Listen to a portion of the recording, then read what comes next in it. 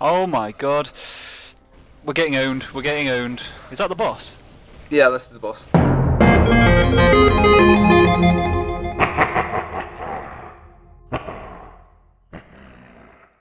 Hello everyone and welcome to another fluffy video, and it's time to have a look at Torchlight 2. So, Yay. Rob, what is this Torchlight 2 malarkey? Torchlight 2 is the second game, obviously, after Torchlight. It was Duh. released back 2 years ago now, I think. Yeah. And it's set again in the world of Torchlight, although Torchlight was the town that all the terrible dungeony things were underneath. And you went down into the depths of Torchlight to find out who was causing all the trouble and kill them. Now it's going to be a big overworld affair, where you're travelling across tundras and deserts and things like that to conquer your foes and So bring it's a peace to whole the world. world of exploration and coolness, right? Yeah, you're basically, it kind of carries on from the story of the last one, where one of the heroes from the last one becomes corrupted and you have to go and hunt him down.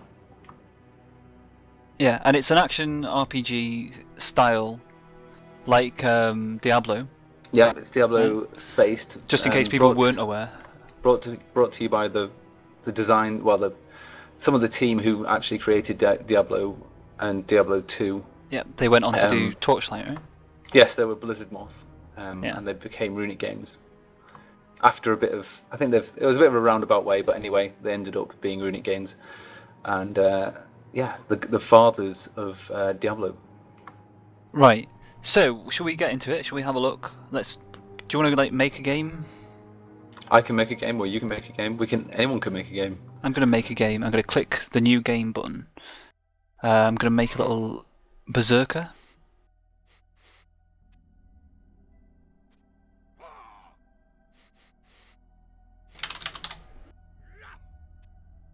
My pet is called Tiger Lily. Brilliant. What is it? It's like a little. Is it? Look, I don't know. Looks like a weasel. Well, you've got the Ember Mage, the Berserker, the Engineer, and the Outlander, all different types. The Ember Mage is kind of magey, obviously. Berserker's a psycho with who lets to punch things mostly. Yeah. What's like a warrior rogue. The Engineer is more of a tank, but has kind of mechanical things he can throw down on the floor, mines and stuff. And the Outlander is kind of like a ranger rogue class. Yeah, Then obviously you've got your female and male. Yeah. And you can choose a pet. I'm just setting up a game. I'm making it veteran. Okay, so I'm My created pet's the game. name is Ginger. Are you gonna join my game? It's called Fluffy Gaming. Yeah, I see your game. I see your game and I raise you. I'm connecting to host, and it has worked. We'll skip the cutscenes because we'll just leave that for people to discover. So this kind of controls pretty much like you would expect if you've played Diablo or Torchlight, obviously. Right? Yeah. So you kind of click to move, and then left click to use your main ability. Yeah. You left click. The one thing that I like about this is the fact that the pet is pretty much like, even if you don't really like pets, they just kind of, they're there more for kind of helping you carry stuff and things like that. They're not. You don't really. You might look at the character choices and go, well, they all have a pet, and I don't really like pets, so obviously Torchlight 2 sucks. But I mean, well, that's not the case because it's really just like an extra thing. You don't even have to worry about it if you don't want to, which is nice. Yeah, and you can turn your pet off, so it doesn't actually have to attack anything, or and it's just basically an extra bag, and you can send it back to town with all your loot. An extra bag you can sort of control and get to do what you want. It's pretty nice. All right, so this is like Act 1. How many acts are there in this game? There are 4 acts. It's 4 acts.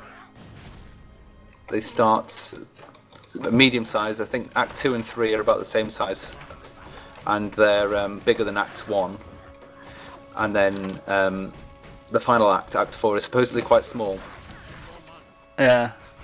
But each of the acts are about they average them about 8 hours gameplay. Right. So it's a pretty decent amount of game for the actual storyline. And then when you reach the end, Well, obviously, always these games, they usually tend to. Oh, watch out! You're going to die there. I know. They always tend to kind of be about the kind of gear, like progression, collecting thing, don't they? So. Yeah, this is all about the gear. There's so much loot in this game; it's ridiculous. Well, it's actually a very good thing, but it is ridiculous.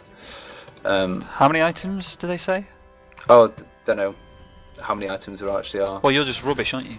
It's not like a Borderlands thing where they tell you it's 10 gazillion guns. No, because that's just a silly. Who cares about that type of thing? Because all you need to know really is there's a lot of guns, right? So anyway. Yeah. Is this a boss I found over here? It's an elite mob. They find them quite a lot in the world.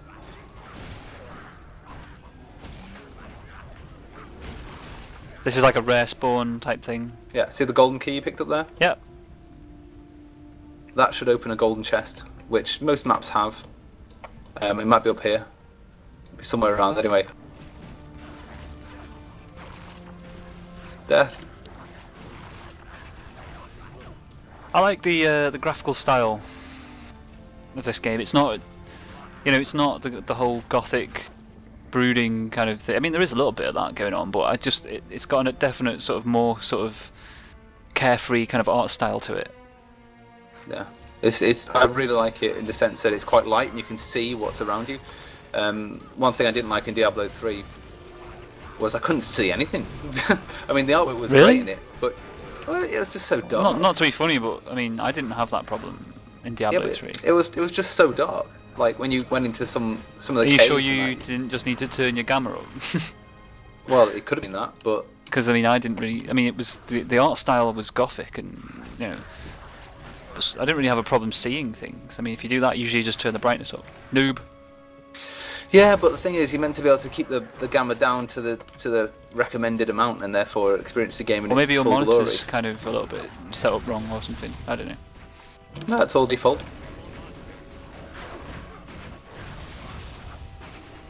I've got well, some people have obviously experienced different things with the gamma in Diablo.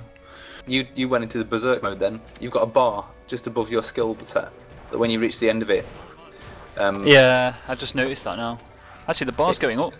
Yeah, when you hit stuff, the bar goes up, like the thing that warriors have. Rage. There we go. And then when you reach the top of the rage bar, you do critical hits every hit. Nice.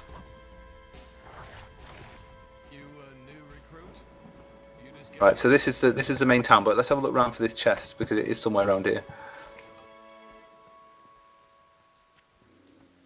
Picking up all the loot.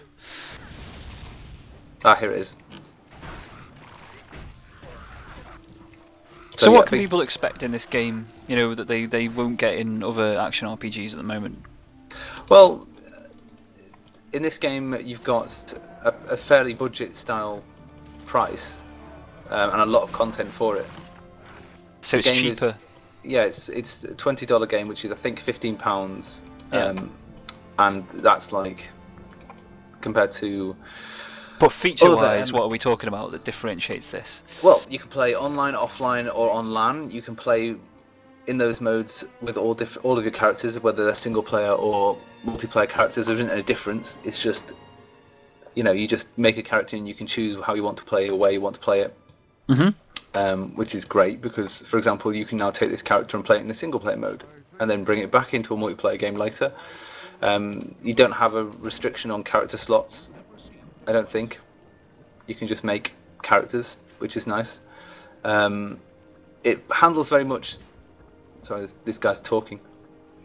Handles very much like Diablo 2 does, in the sense that you've got a skills and a skill tree, and more traditional in its action RPG style, rather than the kind of changes they made to Diablo 3. Yeah. It's very well polished, very smooth. Everything explodes when you get a crit on it. It's the typical very good feel to it. There's also a lot of variation between the classes, and you can build a lot of the classes different ways as well, more tanky or more, it all depends on how you want to go about things, and it's quite varied in that. Oh, and you've got fishing, of course. Yeah, I just caught nothing. Yeah, you fail. You have to kind of click when the ring kind of reaches. When the grey ring reaches the centre. Yeah. Now with the fishing, you've got fish you catch, and then if you look in your inventory, you can then feed them to your pet, and that will change your pet into the creature that's related to the fish, and this will give your creature kind of your pet, you know, different buffs. It'll either make it more tanky, more critty, more what, you know, different things. You can also feed them when the pet's in low on health, and it'll regenerate their health instantly, which is quite useful. So it's another cool thing to add to your pet. You can also fish collars and tags from the fishing holes and other items. There are types of fishing holes out in the world, like secret ones and different types of rarity, and the rarity changes the quality of the loot or fish you get from it. And yeah, so that's quite a nice little feature. You can dynamite fishing holes out in the world as well, so if you don't actually want to fish them, you can just fish the Australian way, as Crocodile Dundee once did. Yes, he certainly did. You do lose. I think you possibly lose one, you know, a bit of loot chance, because obviously you're taking the easy way, but you do just clear the hole instantly. Questing work by, it's quite loose actually. It's more explorative. Is that a word? It's more exploration based questing. So like for now we've got a randomly generated map right here, which we have to explore to find our quest items. You can see the quest marked on the map by a little star, and we have to basically run towards it and find it. Along the way we can enter other quests, which are dungeons and mini bosses and events that kind of are added to the map. Because it's all randomly generated, and it actually really is, you never know where everything is, so you can never start a new game and just find everything instantly. Yeah, I think there's a lot of games that are coming out now that are sort of really big on that whole, especially in this genre. Yeah, I mean, you know, replay value is quite a big thing. So yeah, it's been a big part of the action RPG world. There's a dungeon we just ran past, by the way. Up this way. Oh yeah. She needs our help. Surprise, surprise. So yeah, there is a story to it. Like I said, basically the Arcanist. Story. I've got to be honest with you. I mean, personally, story is not really a big deal for me. No, it's not a big deal for Runic either. They have actually a writer this time. In the first game, they didn't, and it was kind of made up on the fly, supposedly. So the story is better in this game, although they know that it's not about the story. It's all about. Maybe it's just as you get kind of older and more cynical with video games, you kind of just accept the fact that you're arbitrarily going through the process of, you know, using skills and killing stuff for the sake of it, you know, and you don't really care about the plot. I don't think it's actually that way for me. I mean, like, I was never into game story at all. And, you know, we played a lot of WoW, and that had a big story to it that I never knew really anything of. Well, exactly. I thought the story was that once upon a time there were these people called Blizzard, and they made an MMO, and then I logged in. Yeah, pretty much. I mean, I actually when oh, hello. Kill it with fire. Kill it with fire. I should really spend this skill point.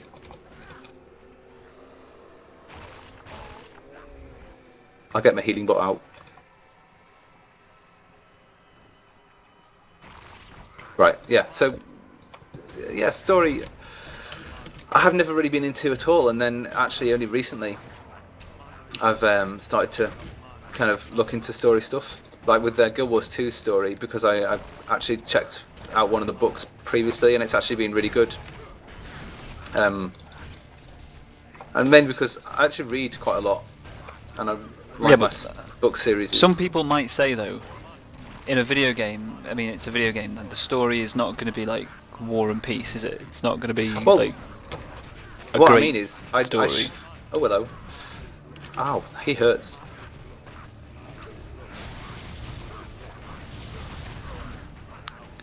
He's doing some damage. I'll is. kill him. As you were saying. Chubby monkey. Right. Oh, there's a chest up there. Look, on top of that pedestal. We've got to find a lever to bring it down. There's got to be some way to bring the chest down. Where's the chest? There it is. Look, here's a lever. A lever. The chest on top of that pedestal. There we go. Right. You've just spawned hell. So, as you were saying about story? Yeah. Although I do like to read, I never got into story at all until in games, Guild at Wars least. 2. Yeah, in games. So I don't think it's not because the story's badly told or anything. I just never felt. Yeah, I don't care. You're content to come in and basically just kill mobs and be awesome. That's why you play games. Putting axes in faces is good. Yeah, and increasing your character power. Yeah. Well, like I said, in Guild Wars 2 that changed, and I actually got quite into the lore, and it's actually been really good. Yeah. I don't know. I didn't really follow it as closely, but I definitely felt that there was a good story being told. Yeah, when you do the storyline, it's a lot different, a lot more. Oh, golden crab! Oh my god! We've got crabs. He's wearing a crown. It's a royal golden crab. Looks kind of like a bell to me, the way it's kind of shaped and everything. I think he's, that's very mean of you to say that. You are a bell. He's going under. Is he gone? What?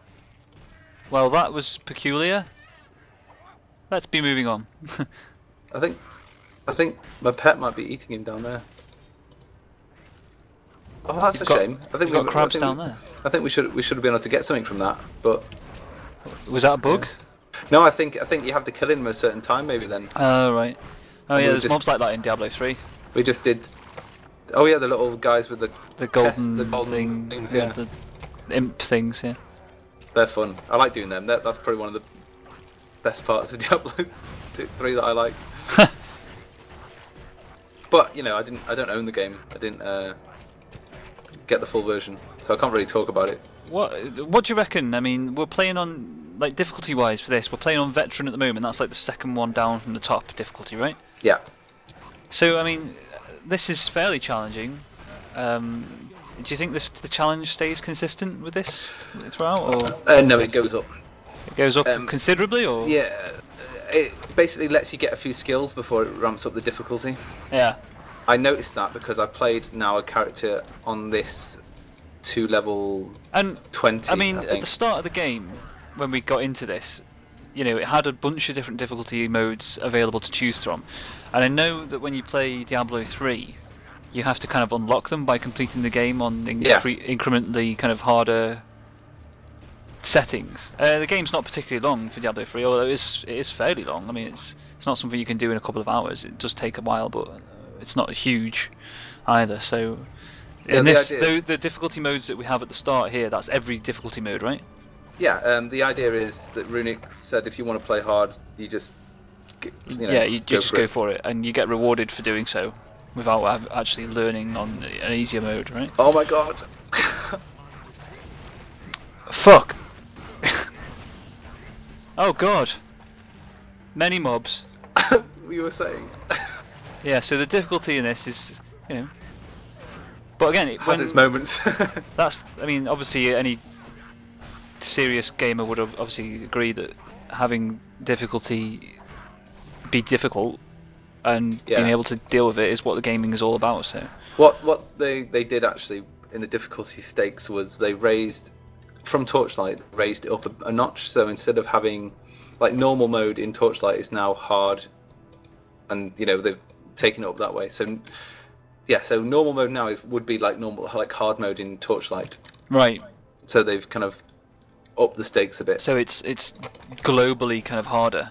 Yeah. And hardcore mode is it changes the game completely. What I'd be looking for in a game like this really is hardcore difficulty that is so difficult that that they haven't actually beaten it in internal testing. Well, that's an interesting thing that Arena have done. With Guild Wars 2, yeah.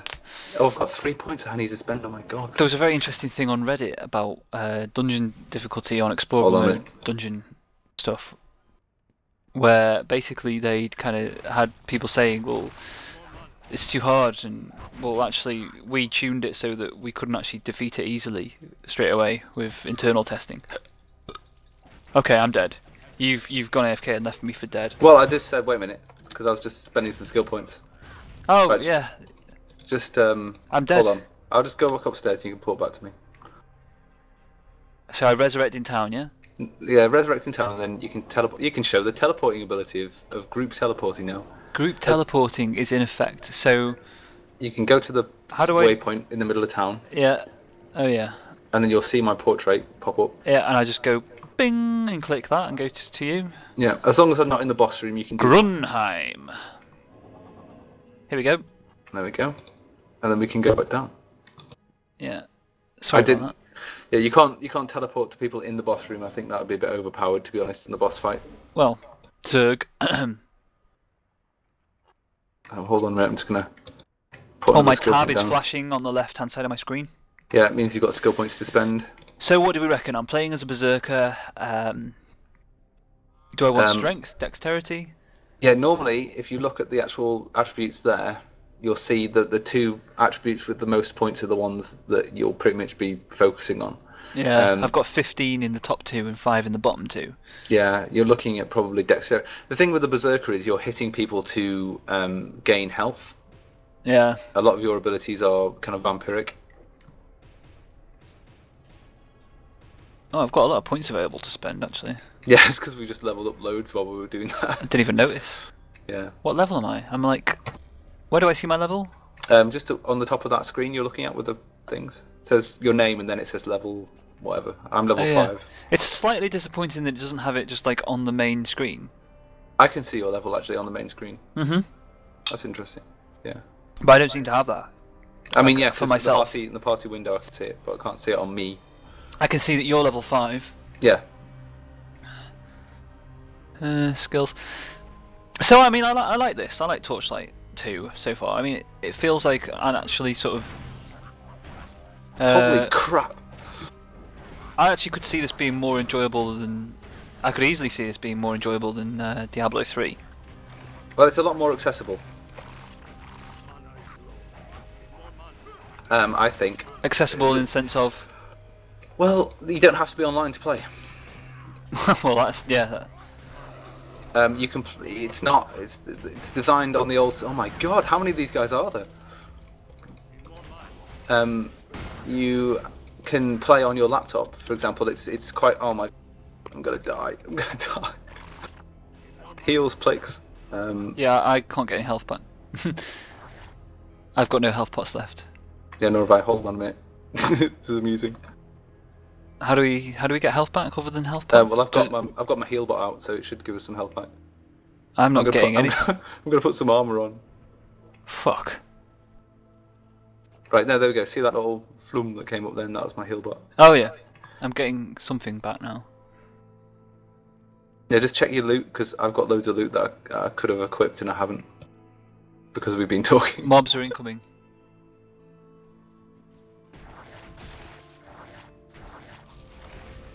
Yeah, I kind of get health from killing things, don't I? I'll just use my hand cannon. But yeah, I mean... Oh, there's the boss. There's the boss. Is this the boss of the dungeon? This is the boss of the dungeon, yeah. Oh no, he's not. It's a guy with a big sword. Oh my... God! It's the general. I'm gonna suggest a tactic of kiting. Yeah, kite away, I say. And killing all the smaller mobs as much as we can. There's so many bats, it's ridiculous. I may actually die now. But just, yeah, if you stand here for a minute. Well, I've got like 1 health point left. I'm dead. No problem, I'll just resurrect in town. Do you want me to come out so you can spawn again? Hold on. Yeah. So it's challenging. Oh yeah, definitely. I mean, we have gone for the second to top difficulty, haven't we? So I mean, we're on hard, pretty much like hard mode now. Yeah, this is hard mode. The hardcore mode is basically when you die, that's it. End of. End of everything. Yeah. End of your character. So this is like the only mode you can play without being totally insane.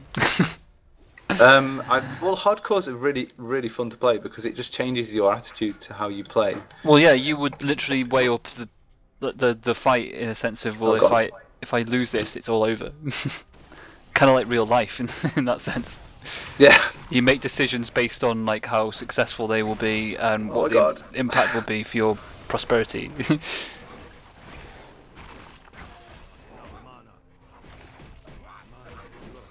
Careful. Mana is low.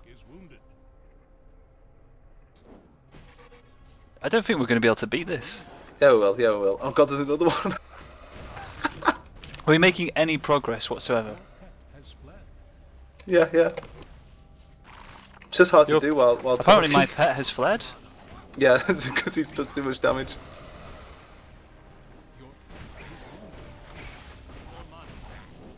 Oh my god. We're getting owned. We're getting owned. Is that the boss? Yeah, this is the boss. Okay, I've got a resurrect in town. Can you hang in there? Shall I run back or? No, I'm going to come up the stairs. I don't think it resets his health. Okay. Alright, you should be able to talk to me now. Yeah, I'm loading. Let's do it. Oh my god. No, his health's not reset at least. Some health pots would be nice. I can't believe I've run out of health pots. Alright, you run around a bit. I've got my bot back up again. Okay, running around, just avoiding the damage. I can probably take a few hits. Oh yeah, avoiding the damage. There we go. Your task is complete. Nice. So that's him done. We need to kill his friends now. Yeah, we can do that. Why haven't I looted any health pots there? I mean, not to be funny or anything, but there would be a lot of health pots at this moment in, say, oh, there we go, I've got a couple. In the veteran mode, health pots are a little bit more scarce. Yeah. In easy mode, they're kind of 10 a penny. But right. Well, that makes sense. I mean, that's the idea. I mean, I like the challenge that's going on here. You know, I'm not a person who enjoys just going through a map and rampaging everything. Well, no, that's why Guild Wars 2 is so nice. Yeah. Unless you're playing a Guardian. Nerf the Guardians. It's sorry, but it's true. Sorry, but it's true. Right, we killed everything. Let's go and get the. There might be a bit of loot over here. So you can pretty much use every weapon. You know, there isn't a. You could be an Ember Mage and use swords. Well, that's nice. If you wanted to. There's nothing worse than looting an item in these games and being like, well, I can't use that. That's shit. But it's only armor. It's the I think. Oh no, actually. That's kind of like one of my only niggles with Guild Wars 2 is running through a dungeon, particularly an explorable mode dungeon, and getting items that you can't use. Yeah, I'm hoping they're gonna. What's the deal with that? Because I mean, I know this video is meant to be about Torchlight, but I just want to quickly say, you know, why when the loot's meant to be like personalised to you, that doesn't really seem to make a lot of sense. Well, it's the economy thing, isn't it? It's for you to then sell it or I suppose make it into something else by salvaging it. Seems like 80% of the time that's the items that I get. Maybe I'm just unlucky. Alright, so... No, I think the same. So that was like a dungeon that we just did. That was a dungeon. So... yeah, that was nice. I think what we'll probably do is like close off the video here then. Just because this was meant to be like just a quick overview of like Torchlight and an introduction to it. We just want to quickly say thank you to Runic for giving us access ahead of the release to get this little video done. And yeah, if you like these kind of games, these action RPG type games, and you're a little bit maybe possibly should we say disenfranchised by the whole Diablo, DRM, and just basically just failage, then this might be something that you're interested in. So yeah, it comes out, what is it, tomorrow? Yeah, it comes out tomorrow, probably, I'm guessing. Normally the things release at about 6 o'clock UK time on Steam, and it's obviously going to be probably like 11 o'clock or something in the morning. Yeah, so and you know, it's cheap, so very cheap. It's like £14. I think you can get a 4-pack as well, which basically you get one game free if you buy it in a 4-pack.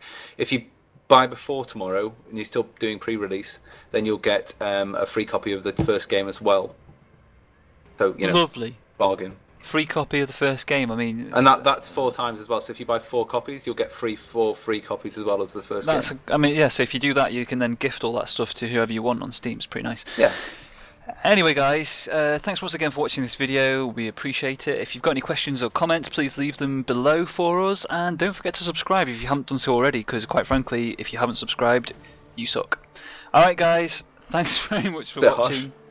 And we will see you again next time. Stay tuned for more Torchlight 2 and Guild Wars 2 related content. Bye. Goodbye.